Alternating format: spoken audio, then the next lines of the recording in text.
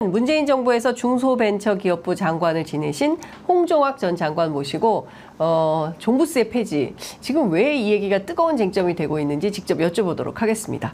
어서 오십시오. 네, 안녕하세요. 네, 잘 지내고 계십니까? 네, 잘 지내고. 정말 오랜만에 제가 오마이뉴스에서 오마이TV에서 홍종학의 퓨어 경제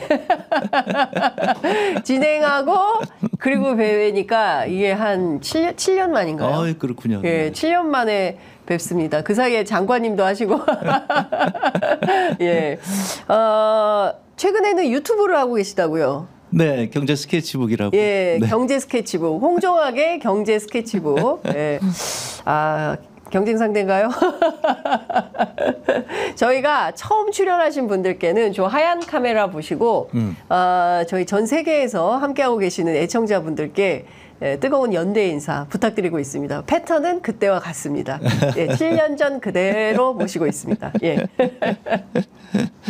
네, 감사합니다. 네, 불러주셔서 감사드리고요. 네. 지금 한국 경제가 굉장히 어렵고요. 저는 지금 한국 경제가 지금 위기가 이미 닥쳐왔다고 생각을 하거든요. 그런 시기에 여러분들 만나 뵙게 돼서 반갑습니다. 네, 고맙습니다. 네, 한국 경제가 위기다 이런 말씀, 무거운 말씀을 인사말로 해주셨는데 사실 갑자기 종부세 논쟁이 좀 뜨겁게 진행이 되고 있어요. 그러니까 지금 어쨌든 22대 국회가 개원하자마자 최혜병 특검법으로 이슈가 쫙 몰려야 되는데 어쨌든 박찬대 원내대표, 고민정 최고위원, 민주당에서 종부세 폐지 논쟁을 먼저 시작하니까 정부가 오케이 봤다, 받고 거의 묻고 떠블로 가 이런 수준으로 지금 그 세제 개편 논쟁을 하자고 하는 건데요. 왜 갑자기 종부세 폐지 논쟁이 좀 나온다고 보십니까? 이제 경제 위기가 닥쳐왔다는 얘기고요. 네. 되게 이제 경제 위기가 닥쳐오게 되면은 다들 위기 의식을 느끼게 되죠. 그래서 이제 자기 나름대로 살궁리들을 찾게 되는데. 특히 이제 자산을 갖고 있는 사람들이 지금 굉장히 걱정이 많죠. 그래서 이제 거의 지금 무너지기 직전에 마지막 승부수를 던진다, 저는 그렇게 보고 있습니다. 이미 한국 경제는 부동산 거품 때문에 네. 더 이상 버틸 수가 없어요. 네. 그리고 가계부채와 기업부채가 예. 이 부동산 거품 때문에 지금 이제 OECD 국가 중에서 최상단에 지금 가 있거든요. 이 부채는 감당할 수가 없습니다. 가계부채. 네, 예. 기업부채도 마찬가지예요. 예, 기업부채 중에서 이제 또 사업자 부채들, 예, 우리 자영업자들이죠. 예. 그러니까 지금 현장에 가보시게 되면 지금 싸늘하게 시장이 굳어가지고 자영업자들이 지금 연체율이 계속 늘고 있고 파산자 계속 늘고 있고 경매 계속 늘고 있고, 이거는 이제 경제 위기 바로 전이거든요. 큰일이네. 예. 예, 이런 상황에서 이제 이 종부세 얘기를 하는 거죠. 그러니까 이것은 어떻게 보면 이제 경제 위기에 굉장히 중요한 하나의 신호다. 네. 위기가 아주 눈앞에 다가왔다는 신호다. 저는 그렇게 보고 있습니다. 그러니까 제가 이제 갑갑한 게 나라가 망하는데 지금 이 사회가 지금 무엇을 하고 있는지 굉장히 갑갑하고요. 저는 이제 경제학자로서 누구보다 먼저 한국 경제 위기를 지금 알고 있는 사람으로서 내가 이러고 있어도 되는지 이렇게 당황스러울 때가 많고요. 그래서 사실 장 기자님도 지금 이렇게 정치 얘기할 때가 아니에요. 경제 얘기해야 돼요? 경제가 지금 이게 어느 순간에 지금 터지더라도 조금 더 이상하지 않은 그런 시기가 지금 굉장히 오래되어 왔지만 지금은 이제 거의 한계에 왔죠. 왜냐하면 미국이 고금리를 저렇게 오랫동안 하고 있기 때문에 지금 굉장히 스트레스를 받고 있는 데가 많고 지금 현장에 계신 분들은 아셔요. 지금 싸늘하게 지금 굳어서 요즘 이렇게 시내 차가 잘 뚫리는 것 같지 않은가요? 예. 그러니까요. 저도 그걸 좀 느껴요. 아니, 오늘은 월요일이라서 좀 막혔는데 목요일, 금요일은 생각보다 빠르게 차가 움직이고. 지금 출근 시간 제하고 저 오는데 지금 뻥 뚫려서 왔거든요. 그래요? 네. 9시 때? 네. 9시 때도 막히는데 원래? 뻥 뚫려서 왔어요. 그러니까 지금 이런 것들이 현장에 이런데 우리나라는 지금 굉장히 문제가 심각한 게 언론이 마비가 됐고 경제 위기가 왔는데, 그다음에 지식인들이 마비가 됐고요. 그다음에 이제 정치가 마비가 됐죠. 그래서 정치인들이 지금 얘기를 해줘야 되거든요. 그래서 저는 민주당이 굉장히 갑갑한 게 지금 빨리 추경 얘기를 해줘야 돼요. 추경. 사람들이 죽어가고 있는데 예. 경제가 식어가고 있고 예. 경제 위기 왔는데 지금 엉뚱한 얘기들 하고 있단 말이에요. 자, 그러면 저도 사실은 그 지난 그 총선 때 그 현장 취재를 비교적 많이 하는 편인데 시장에 가면 사람들이 많아야 되거든요. 그리고 재래시장이 사실은 그림이 제일 잘 됩니다. 사람이 없는 거예요. 시장에 싸늘해요. 사람이 없어서 어떻게 이럴 수가 있냐. 그런데 그때 대파 때문에 난리였잖아요. 875원. 그런데 대파가 비싸기도 했고 그리고 와도 값만 물어보고 다 그냥 가는. 그리고 심지어 수원의 어떤 시장은 정말 제가 깜짝 놀랐어요. 한 4시에서 5시 그때는 이제 어머님들이 많이 나오는 시간인데 없어요, 사람이. 그 참 심각하다라고 느꼈는데 자, 우선 민주당에서 종부세 폐지를 들고 나온 셈인데요. 물론 이제 이따 말씀드리겠지만 이게 조금 이게 당론도 아니고 실제로 결정된 것은 없다라고 그 수석 대변인이 입장을 분명히 밝히긴 했습니다만 종부세를 폐지하면 경제 위기가 해소됩니까? 아니죠. 그게 이제 경제 위기의 지금 하나의 그 뭐라 그럴까요? 상징이라니까요. 그래서 지금 경제 위기가 왔기 때문에 굉장히 스트레스 받고 있고 그러니까 종부세가 지금 문제가 되는 이유는 부동산 거품 때문에 그러잖아요. 부동산 가격이 너무 올랐기 때문에 지금 종부세 부담이 커진 거거든요. 그러니까 종부세율이 높아서 그런 것이 아니라 부동산 가격이 폭등을 했기 때문에 그래서 이제 이거에 대해서 이게 부담이 과하다 그래가지고 지금 일가구 1주택의 경우에는 80%까지 공제를 해주기로 이미 작년인가요, 재작년인가 이렇게 여야 합의를 봐서 지금 이제 사람도 줄고 인원도 가액도 줄고 이렇게 됐단 말이죠. 그러니까 지금 봐야 될 것은 뭐냐면 지금 종부세를 부담하시는 분들이 어르신들이 좀 부담이 된다. 그거는 그만큼 지금 한국의 부동산 거품이 굉장히 폭등을 했고 저 가격이 도저히 유지할 수 없는 가격이라는 거죠. 지금 정상적인 소득으로 서울의 집급을 살 수 있나요? 그러니까요. 그러니까 저거는 그야말로 옛날에 피오 경제 할 때처럼 피오 경제. 그냥 순수한 마음으로 쳐다보면 한국의 집값은 정상적인 집값이 아니다. 왜냐하면 소득으로 살 수 있는 집이 아니거든요, 지금. 그리고 한국에서 지금 주택담보대출은 정상적인 대출이 아니다. 저는 그걸 약탈적 대출이라고 얘기하잖아요. 왜냐하면 소득으로 갚을 수 있는 대출이 아니잖아요, 지금. 그랬는데 이자율이 오르니까 지금 대출 갚는 분들이 굉장히 지금 허리띠를 졸라맬 수밖에 없는 거죠. 그러니까 애들 통닭도 한 마리 못 사다 주고 지금 이렇게 되는 거잖아요.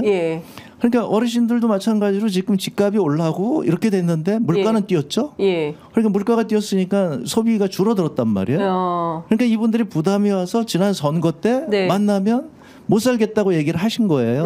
그러니까 이제 민주당 의원들 입장에서는 특히 이제 부자 동네 여기가 지금 민주당의 입장에서 굉장히 험지인데 이 험지에서 만나는 분들마다 꼭 가서 종부세를 좀 낮춰달라고 얘기를 하니 이분들이 이제 약속을 지키시느라고 얘기를 한 것 같은데 그거는 이제 뭐 이해를 해줄 만하고요. 그런데 이제 제가 생각할 때 답답한 것은 그것은 부동산 카르텔이 할 얘기거든요. 그러니까 종부세에 대해서 얘기를 하려면 젊은 사람들이 집을 구할 수 있도록 임대주택을 확대하겠다든지 지금 저 대출이 잘못됐으니 저 대출을 없애라든지 줄인다든지 지금 이제 지난달에 주택담보대출 또 늘어났다는 거잖아요. 그러니까 이게 지금 외기로 자꾸 치닫고 있단 말이에요. 그러니까 민주당 의원들이라면 나는 지금 부동산 거품을 줄이는 거에서 동의한다. 그런데 그때까지 일시적으로 종부세를 부담하는 우리 지역 주민들이 좀 어려우니 뭐 이렇게 나는 얘기를 하겠다. 뭐 그럼 민주당에서 이제 여러 가지 의견이 나오는 거잖아요. 그러면 그런 의견도 있고 여기 종부세 없애면 안 된다고 이렇게 주장하는 의견도 있고 그럼 민주당의 당론으로 그거는 충분히 우리가 감안을 하겠지만 부동산 거품이 이렇게 커서 이런 문제가 되니 우리 민주당은 부동산 거품을 잡는데 지금 최선을 다하겠다. 그리고 경제 위기가 지금 와서 지금 부동산 거품이 무너지기 일보 직전이란 말이에요. 부동산 PF 부실이 지금 여기저기 있는데 지금 정부가 계속 막고 있어요, 그거를. 그리고 그걸 규제 완화해가지고 지금 금융회사들이 다 무너지기 일보 직전이거든요. 그러니까 무너지기 일보 직전이니까 지금 숫자를 바꾸겠다는 거예요. 예. 그래서 규제 숫자를 바꿔서 지금 그게 계속 나오고 있거든요. 그다음에 지금 이제 무너지는 건설회사에 지금 공적 자금이 벌써 이미 투입이 됐죠. 네. 그러니까 이 정부가 지금 감당할 수 없을 정도로 부동산이 지금 터지기 일보 직전인데 네. 지금 엉뚱한 얘기들 하고 있는 거죠. 그래서 그렇군요. 저는 꼭 기억을 해두셔야 되는 게 예. 나중에 이제 경제 위기가 오는 것은 지금 거의 분명하고요. 네. 그때 고통을 느끼실 때 지금 종부세를 없애자고 얘기한 사람들이 누군지 꼭 기억을 해두셨으면 좋겠어요.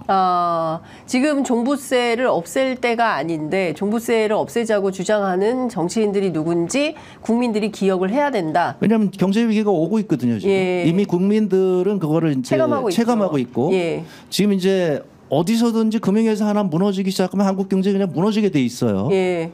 왜냐하면 감당이 안 되거든요. 지금 그러니까요. 저 기업 부채, 가계 부채가 한국 경제가 감당할 수준을 이미 넘어섰어요. 그래서 터지기 일보 직전인데 지금 종부세 같이 저렇게 한가한 얘기를 하고 있고 부자 감세를 계속 해주겠다고 얘기하는 사람들, 저 사람들은 나라가 망하든 말든 그냥 나 혼자 잘 먹고 잘 살겠다 이런 사람들이거든요.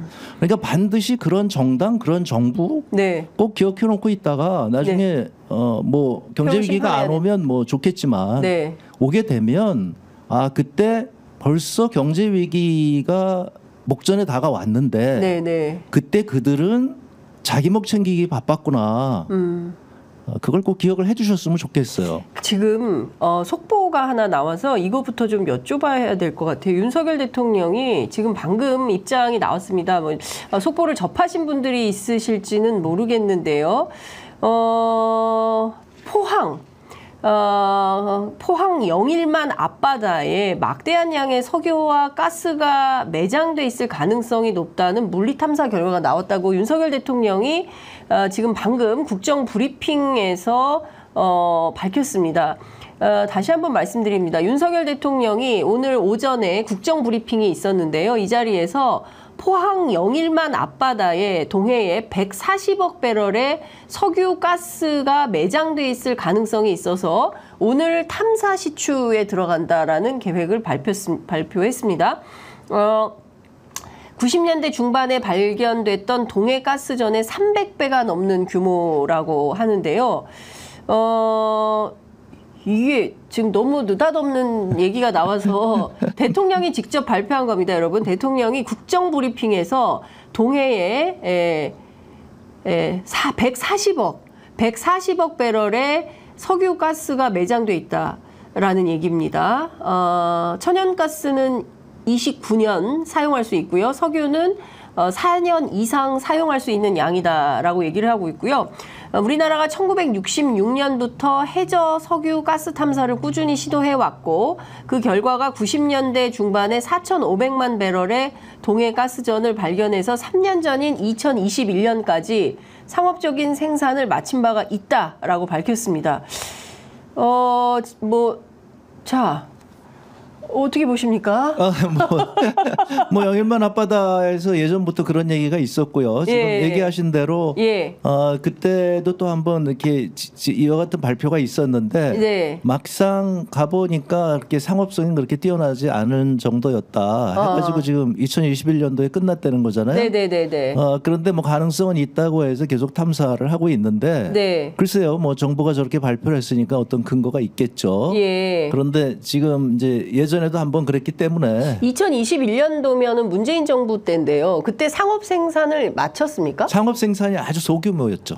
그때 장관이셨잖아요. 네, 근데 그때 얘기지만 2021, 그러니까 지금 윤석열 대통령이 지금 중요하게 얘기한 거는 2021년도에 이미 우리가 상업적으로 생산을 마쳤다라는 걸 강조하고 있어요. 너무 오늘 잘 모셨다. 그때 문재인 정부 때 아니 그거는 큰 의미가 있는 게 아니고요. 뭐예요? 상업적인 생산이 아니라 그때 그 제가 알고 있기로는 제가 뭐 이쪽 분야의 전문가가 아니라서 뭐 정확히 모르겠습니다만은 그때 이제 시추가 됐는데 그래서 소액이 나와서 그렇게 상업적으로 큰 의미가 있는 건 아니었다. 그러니까 지금 문재인 정부 전직 장관의 그때 이제 국정을 이제 살폈던 전직 장관님이 말씀은 별로 소규모여서 상업적으로 크게 우리가 뭐 이익을 보거나 이럴 만한 수준이 아니었다. 이 말씀을 하시는 거잖아요. 네네. 그러니까 처음에 그게 이제 언제인지 기억이 안 나는데 하여튼 꽤 오래 전에 거기에 뭐 대규모 이렇게 매장이 되어 있다 해가지고 기대를 굉장히 갖고 있었고, 네. 그래서 탐사를 한참 해서 막상 이제 나오기 시작했는데 네. 실제 나온 거는 이렇게 큰 액수가 아니었다. 그렇게까지는 저거 알고 있죠. 그래서 지금 뭐 문제가 되는 것은 뭐 그쪽에 계속 가능성이 있다고 주장한 사람들이 있었고요. 네. 그랬는데 지금 뭐 또 하나 뭐를 이제 발견한 모양인데, 예. 그 이제 추가로 이제 확인을 해봐야 되겠죠. 근데 정부에서 저렇게 발표를 했다면 네네. 어느 정도 가능성은 있으리라고 저는 뭐 기대는 해보겠습니다. 이런 오늘 이제 국정브리핑에서 윤석열 대통령이 직접 발표한 내용인데 이런 얘기가 있습니다.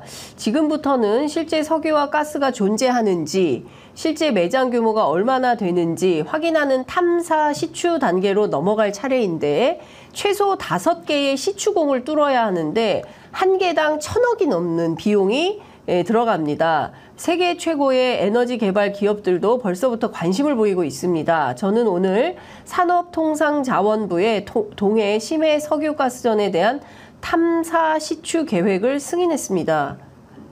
일단 하나 뚫는데 1,000억이면 5,000억이 필요하네요. 네. 이 돈은 국민 세금이죠. 아니 뭐 그러니까 그 전에 더 네. 이제 추가적으로 확인을 해봐야 되겠죠. 이렇게 네. 그만한 것이 이제 필요한지 아마 이제 정부 쪽에서 그런 게 필요하다고 얘기를 하는 사람이 있었던 모양인데요. 네. 뭐 저런 거는 이제 우리가 확인을 해봐야 되겠죠. 예. 국민 여러분께서 차분하게 시추 결과를 지켜봐 주시라라고 얘기를 했습니다. 사전 준비 작업을 거쳐 금년 말에 첫 번째 시추공 작업에 들어가면 내년 상반기까지는 어느 정도 결과가 나온다라고 얘기했습니다. 갑자기 이 부분에 대해서 물론 저희가 뭐 석유 가스 전공은 아니지만 이게 경제적으로는 이익이 큰 거 아니겠습니까? 아니 저런 게 이제 만약에 저기서 지금 예상하는 대로 네네. 굉장히 큰 게 나온다면 네. 뭐 예를 들면 노르웨이나 지금 영국과 같은 경우에서 그렇게 새롭게 유전을 발견하고 나서 네. 상당한 정도로 여유가 생겼죠. 예. 노르웨이 같은 경우에는 그걸 가지고 이제 국후 펀드를 만들어서 예. 국민들에게 나중에 상당한 혜택을 주는 뭐 예. 이런 경우도 있으니까요. 예. 그러니까 만약에 그것이 이제 진짜로 거기서 의미 있는 네. 그런 석유나 가스가 나온다고 한다면 네.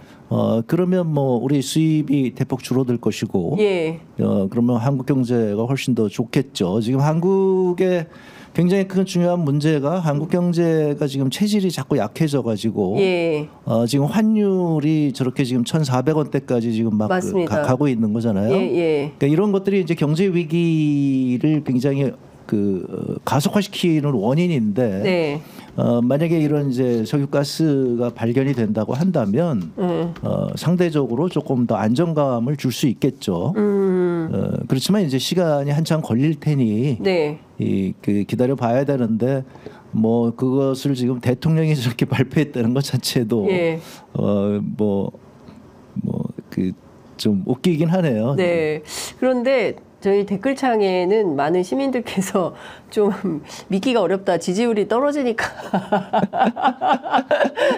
뭐 회심의 역작이냐 이제 이런 의견들. 그러니까 일단 이런 것 같습니다. 윤석열 정부가 신뢰를 많이 잃어가지고 국민들이 이런 내용을 발표했을 때 정부를 신뢰하는 것이 아니라 이게 사실일까에 대해서 그 화제를 돌리기 위한 화제 전환용이다. 이제 이런 판단들을 하는 겁니다.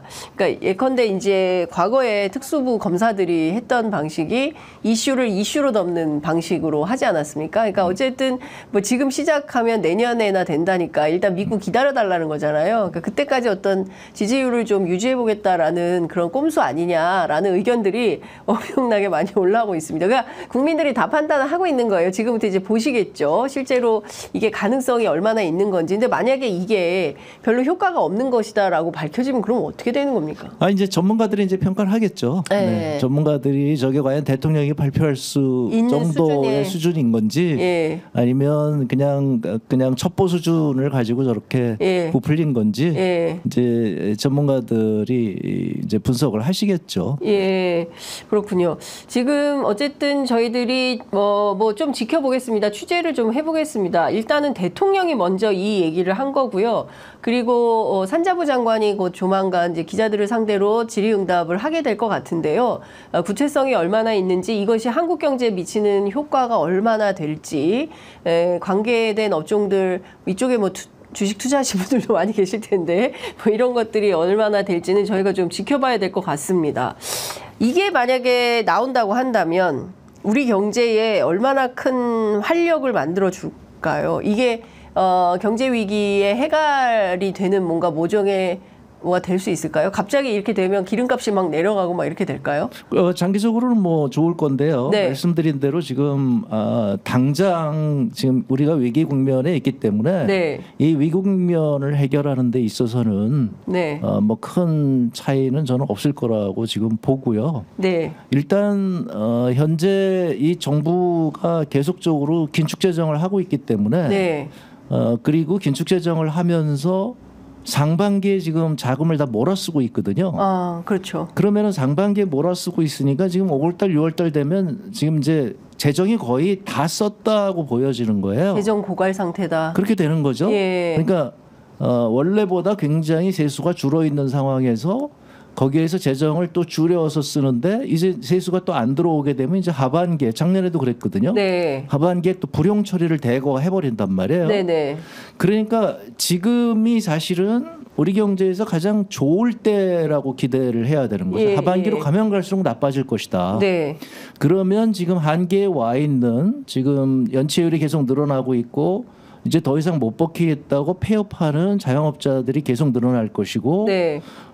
금융회사들이 흔들릴 것이고 이런 것들이 지금부터 이제 아마 가시화되지 않을까 하고 저는 생각을 하고 있고요. 예, 예. 그런 상황에서 이제 자꾸 엉뚱한 얘기들을 하는 거죠. 네, 뭐 여기서 이제 지금 이제 종부세 없애자 뭐 이런 얘기 계속 하고 있고 그 지금 최해병 사건도 해병대 사건도 그거 간단하게 해결할 수 있는데 저렇게 계속 무리하게 해가지고 계속 끌고 있고 그러니까 국가가 지금 한국 경제가 거의 지금 이제 위기를 맞고 있는데 네, 네. 그래서 그냥 휘청휘청거리고 있는데 네. 이 국가를 운영하는 사람들은 전혀 엉뚱한 얘기들을 지금 하고 있다. 그러니까 나중에 여러분들이 그것을 저는 꼭 기억을 하셨으면 좋겠다. 뭐 을사오적이 뭐 네. 달래 을사오적이 아니거든요. 그냥 예. 뭐 자기 그냥 나라가 어떻게 되든 말든 자기 혼자 잘 먹고 잘 사는 사람들이 을사오적이죠. 그때 당시에도 그 일반 국민들은 얼마나 힘들었어요. 그런데 그 국가는 계속 엉뚱한 일을 하고 있단 말이죠. 네. 지금도 지금 저는 똑같다고 보고요. 네. 저는 그 현장에 계신 분들이 그리고 그런 걸 느끼시는 분들이 보다 적극적으로 좀 발언을 좀 해주시는 게 필요하지 않을까 이렇게 생각이 됩니다. 네. 그 댓글창에 많은 시민들께서 글을 좀 올려주고 계시는데요. 일단 동해 유전은 채산성이 없다는 얘기가 많이 올라오고 있고 이명박 정부가 과거에 자원외교 하지 않았습니까? 자원외교 하면서 정말 많은 그 예산에 그때 저하고 그 표경제 할 때도 많이 지적을 해주셨는데 사실상 이거 이명박 시즌2 아니냐. 그러니까 저희 독자 시청자분들은 이게 지금 믿지 못하는 거예요. 그러니까 이게 지금 어떻게 되는 거냐. 그리고 제7광고 한일 간 재협상 그거나 먼저 해라. 이제 이런 요구들을 그 시민들이 하고 계시는 겁니다. 대통령이 무슨 얘기를 하면 이게 맞구나라고 딱 신뢰를 해야 되는데 그게 아니라 대체로 이게 뜻이 딴 데가 있을 거다라는 그런 그 의심이 많다. 이게 사실 이게 국민들 탓은 아니지 않습니까? 지금 이제 그렇게 된 거죠. 그러니까 네. 이제 지금 현 정부의 경우에는 특히 이해가 잘 안 가잖아요. 그렇습니다. 서민들이 이렇게 굉장히 어려운데 네. 긴축 재정을 하고 계속 부자 감세를 하고 예. 저거는 이제 경제를 계속 망가뜨리겠다는 얘기거든요. 예. 그 경제 근간이 지금 흔들리니까 그러면 우리의 지금 근본적인 문제는 지금 부채인데 네. 그 부채 문제를 지금 해결을 못 하게 되는 거죠. 수익이 예. 안 나니까. 예. 그런 이제 정부였기 때문에 예. 다들 이해를 못 해요. 이건 보수 정부의 문제가 아니라 보수 진보의 문제가 아니라 경제가 이렇게 어려운데 왜 지금 부자 감세를 해주고 네. 왜 지금 이렇게 재정 지출을 줄이지? 예. 그 서민들 심지어는 이제 뭐 R&D 예산까지 줄여가지고 국가 미래까지 저렇게 그냥 막고 있지. 네. 이 신뢰하기 어려운 정부죠. 그러니까요. 근데 이제 윤석열 대통령은 이런 판단을 하는 것 같습니다. 종부세는 징벌적 과세고 굉장히 나쁜 그 악법이다. 그래서 아예 이거를 앞서도 제가 이제 오프닝에서 말씀드렸지만 아예 폐지하는 게 옳다. 이제 이런 방향인 거거든요. 근데 지금 부동산 거품 때문에 한국 경제는 무너지는 거거든요. 네. 그러니까 이렇게 생각하시면 되죠. 지금 미국은 인공지능에다가 데이터 센터에다가 지금 수백조 원을 투자하고 있어요. 그런데 한국은 지금 콘크리트에다가 지금 엄청난 돈을 투자하고 있죠. 그래서 지금 상가가 텅텅 비어 있는데 그 옆에다 지식산업센터 또 짓고 있단 그러니까요. 말이에요. 멀쩡한 아파트를 부셔가지고 거기를 또 재건축하겠다고 그런단 말이죠. 그러면은 미국처럼 인공지능에 저렇게 투자하는 국가와 한국처럼 콘크리트에 투자하는 국가가 그러면 나중에 어떻게 되겠어요? 우리는 미국에 종속되는 거죠, 그냥. 미국에서 이제 인공지능 지금부터 벌써 이제 그 회사들에게 돈 내고 그거 갖다 쓰는 거잖아요. 지금 그렇죠. 그러니까 앞으로는 이제 더 많은 돈을 내게 될 거고요. 지금은 이제 경쟁하는 상태고 초기라서 우리가 돈을 별로 안 내고 지금 공짜로 쓰게 해주는데 좀 이따 그게 이제 필수제가 되게 되면 그때부터는 돈 내라고 하겠죠. 엄청나게 지금 돈이 들어가는 거죠. 그러니까 한국은 진짜 이제 콘크리트 입고 사는 거예요. 그러니까 이미 한국은 오래 전부터 건설 비중이 15% 수준에서 계속 지금 한 10여 년째 내려오고 있거든요. 이게 OECD 국가 평균은 10% 내외란 말이죠. 그러니까 우리가 과도하게 지금 건설 투자를 하고 있는데 우리는 또 재건축을 한다고 해서 또 있는 주택을 없애고 건설 투자를 해요. 그러니까 공급이 늘질 않죠. 그러니까 공급이 늘질 않으니까 주택 가격은 계속 불안하죠. 그러니까 젊은 사람들의 입장에서는 내 소득으로 이 주택을 살 수가 없으니까 소비를 줄일 수밖에 없고요. 맞아요. 지금 이제 이런 상황을 이제 저는 국가 젠트리피케이션이라고 얘기를 하는데 젠트리피케이션이라고 하는 게 동네에서 사람들이 몰려서 집값이 오르게 되면 그다음에 장사를 해봐야 수익이 안 나잖아요. 그러니까 음식값을 올리게 되고 사람들이 가보니까 저기 음식값 비싸네. 그러니까 떠난단 말이죠. 맞습니다. 그렇게 해서 지금 처참하게 무너진 동네들이 서울에 여러 군데가 있단 말이죠. 너무 많죠. 땡땡땡길 땡땡땡길 해가지고 만들어서 잠깐 반짝하고 집값 오르고 그리고 동네 다 무너지고. 맞습니다. 지금 거기 가보면 전부 빈집들이에요. 빈 상가들만 있단 말이죠. 국가가 지금 그렇게 됐어요. 그래서 국가에 우리가 토지 임대료가 너무 비싸기 때문에 젊은 사람들이 투자를 할 수가 없죠. 스타트업이 나와서 임대료 내다가 이건 고정 비용이니까 장사가 안 돼도 임대료를 감당을 못해서 문을 닫아야 돼요. 그러면 어떻게 되냐면 투자가 줄어들게 되죠. 그러니까 우리나라 경제가 줄어드는데 여기에서 이제 한 걸음 더 나가면 어떻게 되냐면 자본이 떠나고 인재가 떠나게 돼요.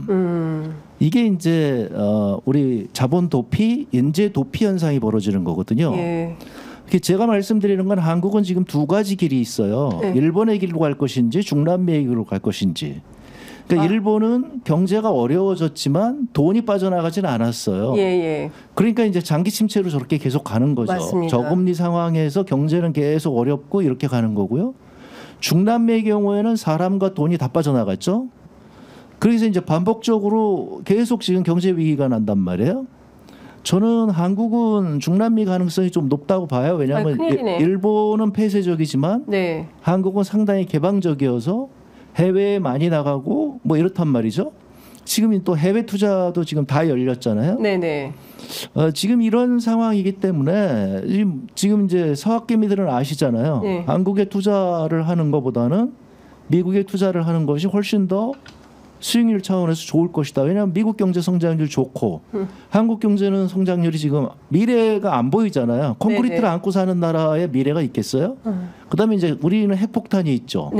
출산율이 지금 세계 최저 수준이잖아요. 맞습니다. 따라서 한국 경제는 이제 계속 이제 하락하고 또 조금 좋아지다가 또 하락하고 조금 좋아지다가 또 하락하고 이건 그냥 뻔히 보이는 거죠. 그러면은 새롭게 국회가 들어섰으면 출산율을 높이는 그런 특위를 먼저 만들어야죠. 네. 그리고 지금 서민경제 어려우니까 빨리 추경을 어떻게 하는지 이 논의를 해줘야 되는 거죠. 근데 갑자기 종부세 논쟁을. 근데 이런 중요한 얘기는 안 하고 예. 종부세 얘기하고 예. 무슨 난데없는 연금 개혁 얘기하고 있단 말이에요. 예. 연금 개혁은요. 예. 저거는 이 젊은 사람들하고 나이 든 사람들 이간질하는 거에 지나지 않아요. 근데 연금 개혁도 해야 되지 않습니까? 아니에요. 저 연금 개혁은요 급하지 않아요. 연금 개혁을 아무리 하더라도 네네. 인구가 줄게 되면 소용이 없어요.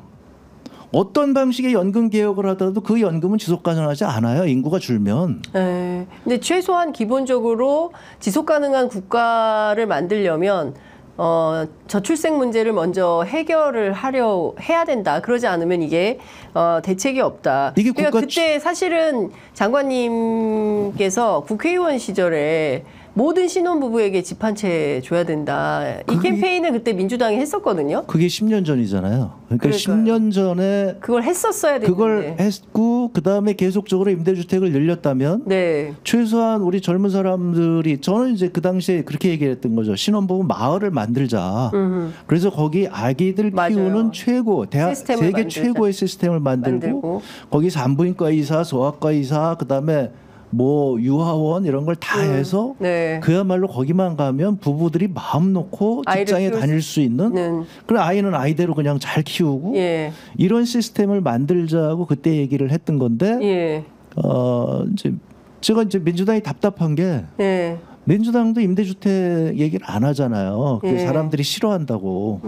그러니까 우리나라는 계속적으로 임대주택이 늘질 않으니 주택 공급이 부족하다고 공급 부족론을 계속적으로 저 부동산 카르텔에서 얘기를 하는 거잖아요. 거기에 먹혀 들어가는 거죠. 네.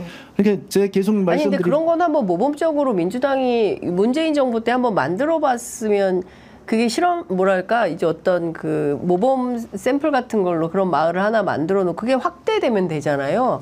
다른 지역으로. 제가 이제 저쪽 당은 제가 뭐 그 거론할 게 아니지만 네. 답답한 게 이제 그런 거거든요. 민주당이 너무 답답한 거죠. 그러니까 문재인 정부도 그 당시에 전 너무 답답했고요. 네. 그러니까 이런 거에 대해서 잘 모르는 거예요. 그러니까 부동산 거품을 막는 데 있어서는 가장 중요한 것은 금융을 막아야 되는 거거든요. 네. 이게 거품이라고 하는 것은 금융 현상이에요. 그러니까 돈이 거기에 무리하게 대출 받아서 집을 사지 않으면 네. 저렇게 거품이 일어나지 않거든요. 근데 이걸 내버려 두고 네. 그다음에 장기적으로 거품을 막는 것은 서민들을 안심시키는 임대주택이거든요. 네. 그리고 장기적으로 지금 말씀드린 대로 보유세를 높여야지 젠트리피케이션 효과가 없는 거예요. 그래서 네. 보유세를 높여서 네. 이 지대를 낮춰야지만 네. 그래서 투자가 늘어나는 거거든요. 그렇죠. 그런데 이 좋은 현상 중에서 갑자기 앞에 거 두 개를 빼버리고 여기 지금 이 세금에다가 집중을 하다 보니까 부동산 거품이 막 일어나는 시기에는 세금의 효과가 없고 저항만 오히려 세게 해요. 그렇죠. 아니, 살기 힘들어 죽겠는데 세금까지 더 내라 그러면 도대체 어떻게 살란 말이냐라는 저항이 생길 수밖에 없고. 그렇게 되는 거죠. 그러니까 예. 이게 이제 지금 굉장히 중요한 것은요. 우리 국가의 지금 구조적인 문제가 이 자산을 다 어르신들이 갖고 있어요. 노인들이. 네. 그다음에 젊은 사람들이 투자하고 일해야 될 사람들이 자산이 없단 말이에요. 맞아요. 그러면 토지 임대료가 이렇게 비싸지게 되면 이 사람들이 노동하고 투자해서 수익을 낼 수가 없어요. 그러니까 한국은 그냥 무너질 수밖에 없는 거죠. 무너지면 안 됩니다. 아니 지금 이제는 막기는 어려워요. 그러니까 민주당이 지금이라도 이 문제에 대해서 부동산 거품을 우리가 막겠습니다. 그리고 서민들이 더 이상 걱정하지 않도록 해야 되는데 이게 민주당에서 자꾸 서민들 돕는다고 저 전세 특례 대출 만들어주고 네. 그 다음에 집사라고 특례 대출 만들어주는데 이거는 거품을 조장하는 정책이거든요. 거품을 더 키우는 거죠. 예. 갚을 수 없는 전세 자금을 빌려주는 게 그게 어떻게 그 사람들 돕는 거예요. 지금 전세 사기 피해자들에 대해서 윤석열 대통령이 하고 있는 게 딱 그 시가 아닙니까? 더 빚을 내서 네. 더 일단은 대출을 연장해 주겠다는 그게 거죠. 아니라 먼저 이걸 해결해 주면 나중에 집이 팔리면 그때 저 청구를 해라 이런 방식으로 이제 민주당은 주장을 하는데 대통령과 윤석열 정부에서는 빚을 더 내라 계속 이런 주장을 하고 있는 거죠. 저는 그것도 좀 답답한 게요. 이거는 정답이 있어요. 이 전세 사기 대출 받은 분들을 파산 면책을 시켜주면 됩니다. 그렇죠. 이건 법원에서 해주면 되고요. 그다음에 법원에서 그것을 지금 안 해주고 있기 때문에 그럼 민주당에서 법을 좀 바꿔서 이렇게 불발표한 경우에는 가급적 파산 면책을 해주도록 그렇게 법원에 요청을 하고 법을 바꿔주게 되면 그러면 금융회사가 네. 이 사람들한테 나와서 예. 우리가 깎아줄 테니 우리랑 타협하자 이렇게 나와요. 근데 지금 얘기는 뭐냐면 윤석열 정부의 얘기는 이 사람들에게 금융회사 빚은 그대로 갚으라는 거잖아요. 네, 맞아요. 그러니까 금융회사를 위한 정책인 거죠. 윤석열 정부의 정책은. 전세 사기 피해자들을 위한 정책이 아니라 금융회사를 위한 정책. 금융회사를 위한 정책인 거죠. 그러니까 이게 살찐 고양이들이라고 저희가 얘기하는데 네. 지금 이자율이 이렇게 올랐기 때문에 우리 저 금융회사들 제2금융권은 지금 무너져가고 있는 거고요. 네. 부동산 PF 때문에. 근데 부동산 PF에서 좀 안전한 은행들은 지금 막대한 수익을 올리고 있죠. 그 막대한 수익을 올리고 있는 그 사람들 돈을 더 벌게 해주는 시스템이란 말이에요. 그러니까 이런 방식이 지금 이제 네. 서민들을 더 괴롭히고 네. 서민들에서 있는 돈 없는 돈을 다 지금 긁어내는 거죠. 그러니까 주택담보대출 받았으니 너 영끌했으니 너 빨리 이자 내 해가지고 그 이자에서 살찐 고양이들 더 살쪄지고 네. 또 전세 사기 당하면 너 그래도 우리가 돈 빌려줄 테니까 계속해갖고 이자 계속 내. 그러니까 돈 벌면 이자를 갚는 이런 이제 이자 갚느라 그러니까 소비를 할 수가 없는 그러니까요. 거죠. 애를 키울 수가 없고. 사실상 약탈 경제에 포획되어 있는 거다. 우리 청년들이 이런 생각이 좀 드네요. 시스템이 이렇게 된 거죠. 그래서 예. 이제 사실 저는 20년 동안 이 얘기를 해왔는데 네. 거기에 이제 사실 실패를 한 거죠. 그러니까 말씀드린 대로 저는 약탈적 대출을 20년 전부터 이거 하면 안 된다고 얘기를 했고, 네. 10년 전부터 임대주택 늘려야 된다고 얘기를 했고, 네. 뭐 보유세는 이건 굉장히 중요한 거니까 보유세가 이게 뭐 보수주의 경제학자들도 보유세 높이는 것이 이게 중요하다 이렇게 얘기할 정도로 경제 효율성을 높이는 거란 말이에요. 네네네. 이게 아까 말씀드린 대로 이제 젠트리피케이션 얘기하면 아주 쉽게 이해가 되잖아요. 그러니까 국가 전체가 더 이상 지금 수익을 낼 수 없는 경제가 되었어요. 그러니까 대형 기업 몇 개 빼놓고는 지금 수익이 전혀 안 난단 말이에요. 그게 현상으로 지금 나타나고 있고요. 그러면 이런 상황에서 지금 이제 새롭게 국회가 만들어졌으니 그러면 국회가 지금 경제 위기를 어떻게 대처할 것인가, 가장 중요한 저출산을 어떻게 대처할 것인가 이 얘기를 해줘야 되는데 네. 지금 이걸 안 하고 있으니 제가 말씀드리는 것은 정치를 좀 적극적으로 하셔야 된다. 네. 그래서 어떤 사람을 뭐 좋다 나쁘다 이런 정치가 아니라 네. 우리 그 지지자들이 아니 왜 저출산 대책 안 내놓느냐? 네. 아니 왜 지금 서민 추경 대책 안 내놓느냐? 네. 왜 임대주택 그거 안 만드느냐? 그다음에 왜 전세 사기 피해자들 왜 지원 안 해주냐? 네. 이런 거를 요구를 하셔야 됩니다. 지금 알겠습니다. 민주당에다가. 그 장관님 또 속보가 나왔는데요. 안덕근 산자부 장관이 동해 석유 아마 오늘 가장 뜨거운 뉴스는 이 뉴스가 될 것 같고 내일 아침까지 아마도 이게 이제 신문의 일면 머리가 되지 않을까 싶은데 동해 석유가스 상업 개발은 2035년에 가능할 걸로 전망이 된다. 그리고 2027년에서 2028년 사이에 공사가 시작이 될 거고 석유가스 매장 앞서 이제 대통령 얘기대로 물리 탐사 모두 진행을 했고 검증까지 이미 다 받은 상태다라고 하고요.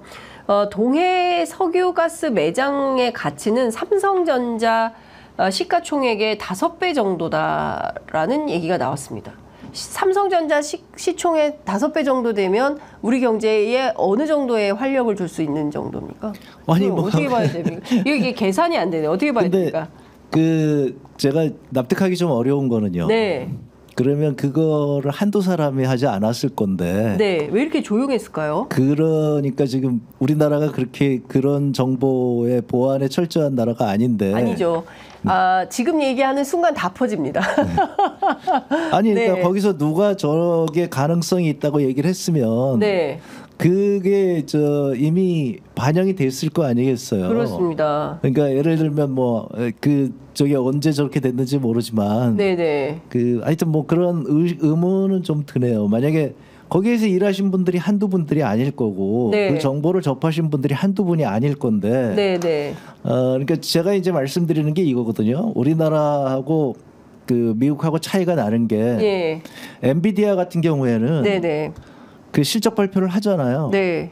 그럼 그 전날까지 주식 가격이 움직이질 않아요. 그러다가 실적이 딱 발표되는 순간에 네. 갑자기 놀래가지고 시장이 예. 뛰든지 뭐 가라앉는지 이런단 말이에요. 예. 그러니까 그런 정보의 보안이 굉장히 철저하다는 거죠. 예. 근데 우리나라 같은 경우에는 어떤 기업이 뭘 발표를 한다 그러면 벌써 일주일 전부터 외국인들이 막 사들어오기 시작해요. 그러다가 어느 순간이 되게 되면 실제로 발표를 하게 되면 오히려 떨어지든지 반대로 네네네. 좋은 뉴스가 발표가 되면 오히려 떨어져요. 예. 그러니까 이 얘기는 뭐냐면 그 정보의 보안이 잘 안 된다는 얘기죠. 예. 예. 그런 나라에서 지금 석유가 저기가 지금 나왔는데 네. 그거가 뭐 최소한 몇 달이 걸렸을 건데 몇 달 동안 저렇게 보안이 철저하게 이루어졌다? 그거는 좀 이해하기 좀 어렵네요. 말씀 주신 대로 지금 대통령 발표가 나오면서 석유 관련 종목이 지금 상한가로 직행을 하고 있는데요. 동양철과는 전 거래일 대비 29.89%가 올랐고요. 한국석유가 25.85, 그다음에 한국 ANKOR 유전이 17.20, 대성에너지가 17.47, 한국가스공사가 8.2. 지금 뭐 난리 났습니다. 예, 석유 관련, 가스 관련 주식이 엄청 오르고 있다라는 기사들이 나오고 있는데요. 일단 대통령이 발표를 했기 때문에 이제 신뢰는 당연히 해야 될 것 같고요. 뒤이어서 산자부 장관이 이제 추가 설명한 바에 따르면 어쨌든 삼성시총의 5배가 5배에 해당하는 그런 정도의 매장의 가치가 있다. 석유가스의 가치가 있다. 사실 이거는 엄청난 뉴스인 것 같고요. 세계 시장에도 이제 깜짝 놀랄 만한 정도일 것 같은데 이게 우리 경제에 어느 정도나 영향을 미치게 될지 이것도 좀 더 적극적으로 살펴봐야 되겠다라는 생각이 좀 듭니다. 뭐 사실이면은 엄청나게 긍정적인 네. 그 뉴스죠. 네, 그리고 사실이면. 네. 네. 말씀드린 대로 이제 노르웨이 같은 경우에 그걸 가지고 국부펀드를 만들어서 그러면 네. 이제 굉장히 안정이 되는 거죠. 그거는 뭐 틀림없는 사실인데요. 네. 이제 지켜봐야 되는 거죠. 네. 네. 알겠습니다. 그 참여연대 조세재정개혁센터가 여론조사기관 리서치부에 의뢰를 해서 실제로 이 세금 문제, 종부세 문제 등에 대해서 물어봤어요. 그랬더니 시민 10명 중에 절반 정도는 1주택 실거주자 종부세 폐지안에 대해서 동의하지 않는 걸로 조사가 됐습니다. 혹시 그 그림 좀 띄워주실 수 있는지. 네, 전반적으로 보면 전반적으로 우리나라의 공정과세가 이루어지고 있다? 그렇지 않다고 보는 것 같고요. 그다음에 부자 감세 지적에는 공감한다는 여론이 더 높은 것 같습니다. 그리고 종부세 폐지에 대해서도 별로 적극적으로 동의하지 않고 있고요. 그다음에 주식 투자 소득세 비과세 정책 이것도 유지될 필요가 있다. 그리고 그런데 다만 복지 확대를 위해서 세금을 더 낼 의향이 있냐? 이 부분에 대해서는 조금 유동적인 이런 평가를 하고 있습니다. 이 부분에 대해서는 좀 어떻게 보세요?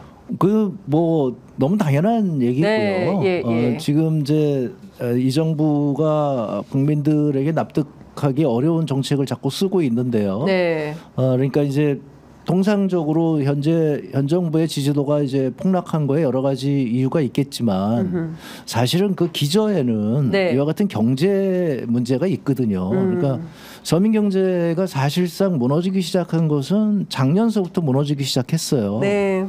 그 현장에 이렇게 제가 다녀보면 그걸 느끼고요. 제가 요즘 시장 많이 다니거든요. 네네. 그러니까 지금 모든 시장에 심지어 우리 대표적인 시장들이 다 지금 싸늘한 상태고요. 그게 이미 작년 하반기서부터 그렇게 됐거든요. 네. 그랬는데 그 데이터가 지금 나오기 시작하는 거고요. 네. 그게 그런 상황을 현장에 계신 분들은 다 느끼는데, 그러니까 코로나가 끝나고 나서 좋아지리라고 기대해서 빚을 얻어가지고 버텨왔단 말이에요. 네. 그런데 작년 하반기부터 안 좋아지니까 이게 뭐지? 이렇게 돼 있는데 이제 사람들이 이제 깨닫기 시작하는 거죠. 현 정부는 들어서서 우리를 위해서 뭘 했지?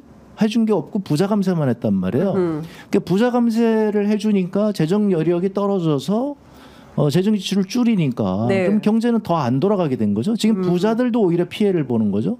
이게 이제 저희가 얘기하는 거거든요. 네, 이게 네. 지금은 낙수 효과가 아니라 이게 이제 서민들을 지원을 해줘야 서민들이 살아나고 그렇게 되면 경제가 돌아가서 부자들도 다시 돈을 더 번다. 네, 네. 그렇게 돼야 지금 부동산 가격도 유지가 되는 건데 지금 소득은 떨어지고 있는 상황에서 부동산 가격은 거품은 저렇게 올라갔으니 저게 버티기가 굉장히 어렵고 그러니까 이제 부동산 시장이 굉장히 지금 불안한 상황이죠. 네. 거래가 안 되잖아요. 네. 그러니까 부동산이라고 하는 것은 가격이 떨어질 때는 거래가 안 되거든요. 그러니까 이렇게 딱 마비가 돼 있단 말이에요. 그러니까 손절매를 못 하게 돼 있는 상황이죠. 그러니까 주식시장 같으면은 저렇게 이제 그 굉장히 가격이 많이 떨어져 있으면 네. 우리 서킷 브레이커라고 그래가지고 네, 거래를 네. 중단시켜요. 맞아요. 그래서 합리적인 가격을 이제 찾은 다음에 손절매할 시간을 주는 거죠. 지금은 울며 겨자 먹기로 잡고 있단 말이에요. 그러니까 실제로 보는 것보다는 굉장히 나쁜 현상이거든요. 금융회사들도 그렇게 주택담보대출을 갖고 있지만 그게 다 부실화돼 있는데 네. 그거를 현실화시킬 수가 없어요. 현실화시키게 되면 그러니까 네, 네. 정부에서 자꾸 경매 공매 내놓으라 그러는데 안 내놓거든요. 왜냐하면 예. 내놓게 되면 그것이 장부 가격을 떨어뜨려요. 예, 예. 그러면 금융회사의 건전성을 또 떨어뜨리게 된단 말이에요. 그러니까 금융회사가 휘청거리니까 네, 네. 지금 사실은 저기 보이는 것은 다 지금 그 뭐라 그럴까요? 지금 위장을 해놓고 있는 거죠, 정부가. 네, 네, 네. 실제 한국 경제는 겉으로 보는 것보다는 굉장히 나쁜 상황이고 어허. 따라서 어디서 그 예전에 저 레고랜드 사태 터졌을 때 그 네, 네. 김진태 지사가 엉뚱한 얘기해가지고 그 이제 그런 일이 그랬죠. 됐었잖아요. 네, 네. 지금 그런 사건이 터지게 되면 또 시장이 요동칠 수 있는 그런 위태위태한 상황이거든요. 네. 그런데 이 정부는 계속적으로 지금 부자 감세하겠다고 그러니 일반인들 입장에서는 이건 정말 통탄할 일이죠. 지금 뭐 또 속보가 나와서 전해드리는데요. 어쨌든 지금 그 영일 만에 있다는 그 석유 가스전은 지금 남미에 그러니까 가이아나 가스전이 이제 세계에서 제일 그 큰 심해 가스전인데 거기보다 더 큰 규모라고 합니다. 거기가 110억 배럴이라고 하는데요. 우리는 매장량이 35억에서 140억 배럴 정도가 될 걸로 보인다라는 것이고요.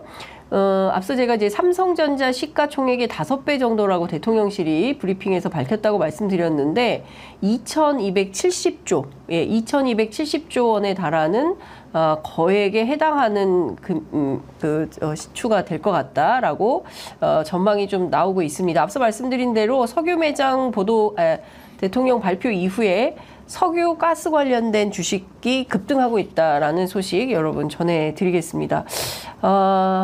정말 저희가 처음에는 이 종부세 문제를 가지고 얘기를 하려고 했는데 오늘 얘기가 석유 가스가 갑자기 대통령이 국정브리핑에서 말씀을 하시는 바람에 관련해서 막 이 얘기도 했다 저 얘기도 했다 막 이런 얘기를 많이 하긴 했습니다. 이제 좀 마무리를 해야 될 것 같은데 하여간 지금 대한민국 위기가 깊어지고 있고 특히 정치권에서 이 위기의 징후를 가장 먼저 좀 빠르게 캐치해서 최우선적으로 조치해야 될 것은 저출생에 대한 근본적인 해법이 좀 필요하다. 그리고 두 번째는 이 세금 깎아주는 부자 감세가 아니라 보유세는 계속 늘리거나 확대하고 그다음에 지금 서민 경제 활성화를 위한 새로운 해법이 좀 나와야 된다. 그 부분은 어떻게 보십니까? 민생회복지원금 25만 원 지급을 하자. 그러니까 그런 거가 네. 이제 민주당에서 지금 이제 경제 전문가가 저기 없거든요. 아 그런가요? 없어요. 이번에 이제 그동안에 있던 분들도 다 그만두시고 예. 이제 그 관료 출신인 분 한 분 들어가셨는데 네. 그분이 이제 뭐 관료 출신이니까 정부 그동안 이제 기재부의 그런 정책에 대해서 네. 발언을 펴기는 어려울 거고요. 그러니까 이게 제가 말씀드린 대로 경제 정책의 선후가 있거든요. 네. 그러니까 그거는 뭐 좋은 정책이죠. 그런데 지금 그게 중요한가? 지금은 추경이 더 중요한 거죠. 네. 추경해서 지역 화폐가 훨씬 더 중요한 거거든요. 지금 이제 시장의 상권이 다 지금 줄어들었기 때문에. 네네. 그래서 이제 그렇게 됐는데 이걸 이제 기본소득과 그 아닌 것으로 이렇게 대치점을 지금 찾아가려고 그러다 네. 보니까 민주당에서 네. 예. 이걸 먼저 내세웠단 말이죠. 그런데 이런 정책보다는 지금 가장 중요한 것은 네. 저출생 문제에 대해서 민주당이 적극적인 대책을 내놔야 되는 거고 그 저출생 대책이라고 하는 것이 핵심은 지금 아까 말씀드린 대로 우리 청년들에게 수익을 낼 수 있는 기회를 줘야 되는 거거든요. 네. 그러면은 생활비를 줄여주고 생활비를 줄여준다는 게 뭐예요? 임대주택 제공하고 아이 키우기 좋게 해주고 네. 그다음에 임대료 싸게 해줘서 상가 낼 수 있고 회사 취직할 수 있고 고용률을 높여주고 회사가 취직하려면 스타트업 늘어나야 되고 중소기업들 늘어나야 되는데 지금 중소기업 스타트업들이 임대료를 내지 못하는 상황이란 말이죠. 네네. 그러니까 이런 정책을 해서 우리 청년들이 살 수 있게끔 해줘야 된다. 그 핵심은 부동산 거품을 줄이는 거죠. 네. 그래서 이렇게 얘기가 나가야 되는데 네. 지금 그게 아니고 지금 뭐 종부세 그 논의하자고 지금 하고 지난번에 이제 아까 말씀드렸듯이 연금 논의한 건 잘못된 거거든요. 예. 저쪽에서 얘기한 그 이슈를 지금 쫓아가고 있잖아요. 네. 그러니까 그 누가 그렇게 정확하게 얘기를 했던데요. 뭐 이렇게 연금에서 뭐 소득 보장이 있고 네. 개정 뭐 안정론이 있다 그러는데 그거 아니라는 거예요. 사적 연금 강화론과 공적 연금 강화론자 이렇게 되는 거거든요. 네. 그러니까 지금 사적 연금 강화론자들에게 다 놀아나는 시기가 되는 거죠. 저렇게 얘기가 되면. 네. 그러니까 지금 논의해야 될 것은 국가 위기에 가장 중요한 것이 무엇이냐. 예. 저출생을 높여야 된다. 출생률을 지금 높이면 어떻게 되냐면 그 효과가 나타나는 건 20년 뒤예요. 그러니까 이 20년 동안 지금 효과를 내더라도 20년 동안 한국 경제는 무너지게 돼 있단 말이에요. 네. 그러니까 지금 뭐 저렇게 뭐 석유가 나온다. 그것이 뭐 2035년도에 나온다. 그러면 보탬이 되겠지만 그때까지 또 굉장한 많이 굴곡이 있겠죠.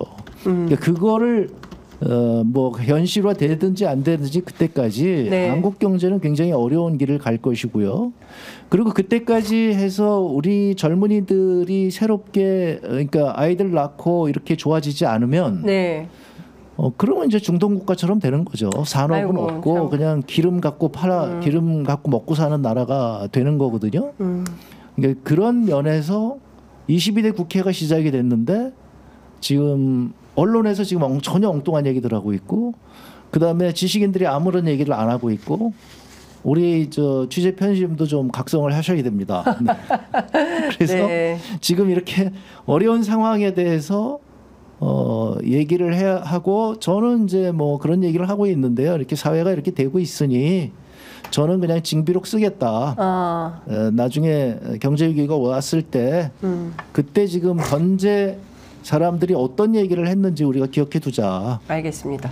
자, 오늘은 그 위기의 징후가 여러 군데에서 나타나고 있고 이 문제를 적극적으로 해결하지 않는 정치권에 대한 각성, 언론에 대한 각성, 취재 편의점도 각성해라라는 말씀 주신 걸로 이해하겠습니다.